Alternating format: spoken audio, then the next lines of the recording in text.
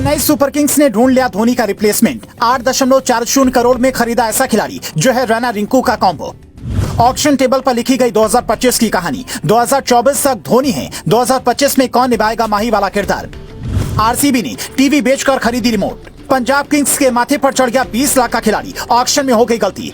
Team India आज तक धोनी का विकल्प नहीं ढूंढ पाई है, लेकिन चेन्नई सुपर किंग्स ने यह काम समय से पहले ही कर लिया है। 19 दिसंबर को हुई नीलामी में सीएसके ने एक ऐसे खिलाड़ी को खरीदा है जिसका रिकॉर्ड देखकर विरोधी गेंदबाजों में सनसनी मच जाती है। 20 साल के इस खिलाड़ी का भौकाल इतना है कि उसे खरीदने के लिए 3 टीमें आपस में भिड़ गयी। सबसे पहले धोनी की चेन्नई सुपर किंग्स ने 20 लाख की बेस प्राइस वाले खिलाड़ी की बोली शुरू की। फिर बीच में गिल की कप्तानी वाली गुजरात टाइटंस की एंट्री हुई और करीब 7.5 करोड़ तक वो इस मुकाबले में डटी रही। फिर बीच में आई दिल्ली कैपिटल्स, जिसने इस बोली को थोड़ा ऊपर ले जाने की कोशिश की, पर धोनी की टीम ने ये मूड बनाकर बैठी थी कि इस खिलाड़ी की बोली अगर 9 करोड़ भी जाती है तो हम पीछे नहीं हटेंगे। और आखिर में 8.40 करोड़ देकर धोनी की टीम ने इसे खरीद लिया। जिसके बाद हर कोई ये जानना चाहता है कि 20 साल के समीर रिजवी ने ऐसी कौन सी क्वालिटी है जो इनकी तुलना धोनी से हो रही है।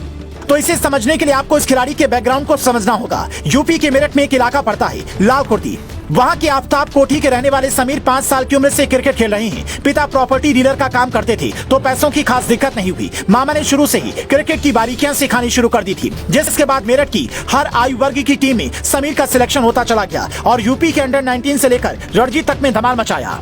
यूपी T20 लीग के लिए खेलते हुए कानपुर की ओर से 9 पारियों में 2 तूफानी शतक की मदद से 455 रन बनाए। इस पूरी लीग में 35 छक्के लगाने के बाद समीर सिक्सर किंग के नाम से फेमस हो गए। रिंकू सिंह की तरह इनका अंदाज भी दर्शकों को खूब पसंद आया, जिसके बाद 3 फ्रेंचाइजियों को ट्रायल के लिए बुलाया गया, लेकिन समीर ट्रायल के लिए नहीं जा सके क्योंकि अंडर 23 के साथ करार की वजह से ये बंधे हुए थे। पर आज समीर खुश हैं। उन्होंने अपनी सफलता का श्रेय माँ और मामा को दिया। वहीं पिता कहते हैं कि अब उम्मीद है मेरा बेहतर इलाज करवा सकेगा, जबकि समीर को 8.40 करोड़ मिलने से ज्यादा खुशी धोनी के साथ खेलने की है। समीर के दोस्त इन्हें जूनियर रैना कहकर बुलाते हैं। दाएं हाथ से शानदार चौके छक्के लगाने वाले समीर का खेलने का स्टाइल रैना की तरह ही है। फिनिशर की भूमिका ये इतनी शानदार तरीके से निभाते हैं कि कई मैचों में ये अपनी टीम को अहम मौके पर बड़े बड़े शॉट खेलकर जीत दिला चुके हैं। इसीलिए ये कहा जा रहा है कि सीएसके में धोनी जो फिनिशर वाली भूमिका लंबे वक्त से निभा रहे हैं, वही भूमिका धोनी के न होने पर समीर रिजवी निभाएंगे। हालांकि अभी इनको इसमें काफी वक्त लगेगा, पर इतना भरोसा है कि धोनी 1 साल में ही इन्हें इतना कुछ सिखा देंगे कि सीएसके का शानदार फॉर्म आगे भी बरकरार रहेगा।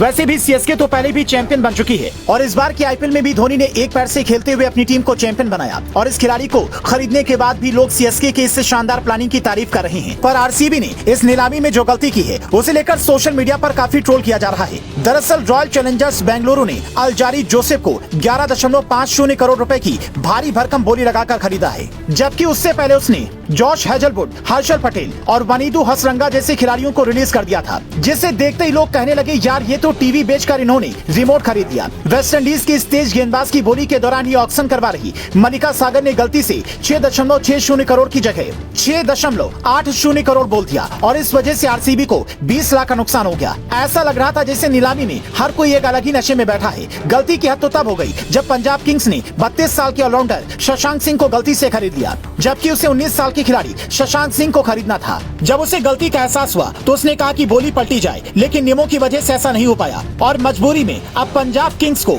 शशांक सिंह को रखना पड़ रहा है। कुछ ऐसी ही गलती आरसीबी के साथ हुई।